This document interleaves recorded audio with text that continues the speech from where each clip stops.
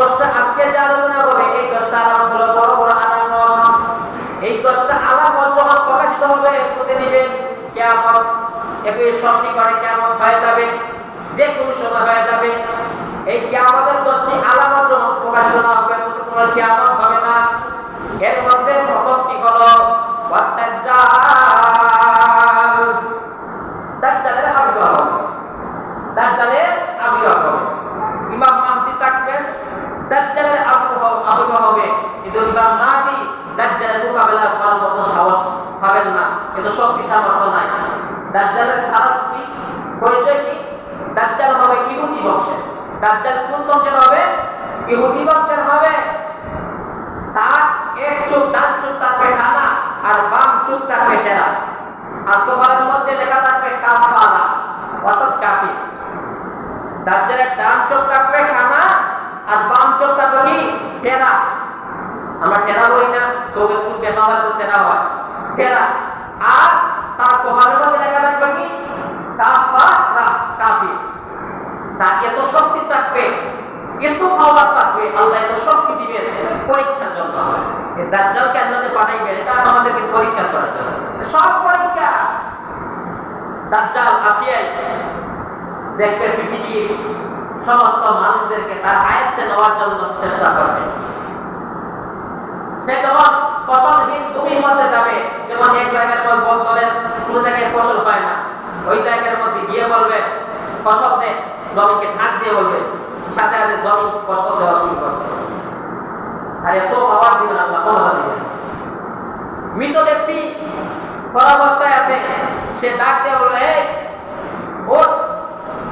দাজ্জালের সাথে সাথে উঠে মৃত ব্যক্তি জীবিত হয়ে যাবে। তার এত শক্তি দিবে, সে কাফি কিন্তু আল্লাহ শক্তি দিবে। এই দাজ্জাল তোমার খোদাই দাবি করবে, যাহাকে খোদামান। তোমার মুমিন মুসলমানরা যারা প্রকৃত মুমিন, যারা প্রকৃত মুসলমান, তারা বলবে তোকে আল্লাহ খোদামান হবে না, কারণ তোর ব্যাপারে আমরা আগেই জানি।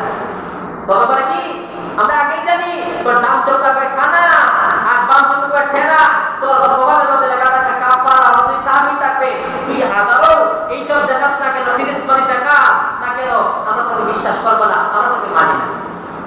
যারা এই দাজ্জালের মোকাবেলা করার জন্য কথাবার্তা বলবে, দাজ্জাল সাথে তাকে হত্যা করে দিবে। এই মুসলমান ব্যক্তিকে হত্যা করে দিবে, মুসলমান ব্যক্তি হত্যা করে দিবে। যদি সাময়িক কষ্ট, মানুষ মৃত্যুবরণ করলে কষ্ট হয় না? না, কষ্ট হয় না, কষ্ট হয়। কষ্ট হবে সাময়িক, কিন্তু চিরস্থায়ী জান্নাত। সুবহানাল্লাহ।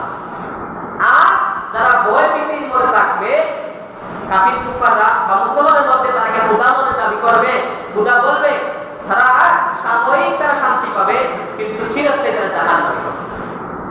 এই দাজ্জালের মোকাবেলা করার জন্য ইমাম মাহদী অনেক চেষ্টা করবেন, পারবেন না।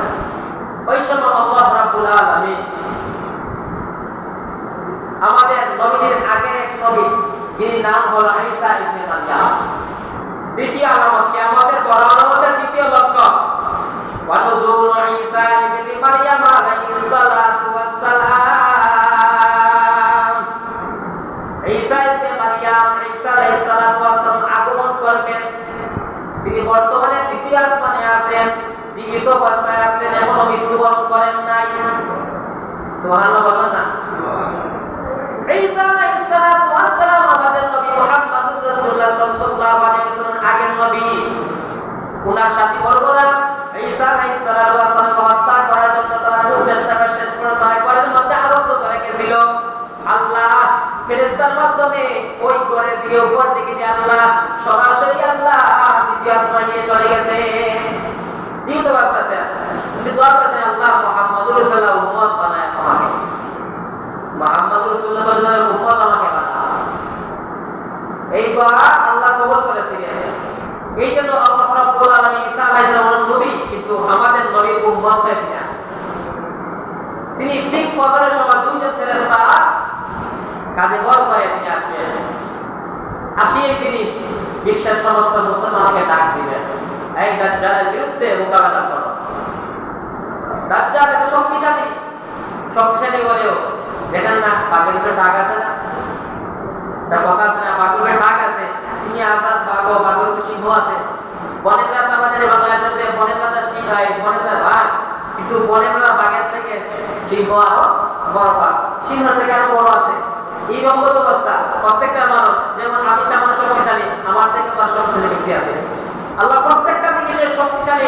এই বাতিলের মোকাবেলা করার জন্য আল্লাহ হককে বিজয়ী আল্লাহ হকের মানুষকে আল্লাহ সমান সমান রেখেছেন।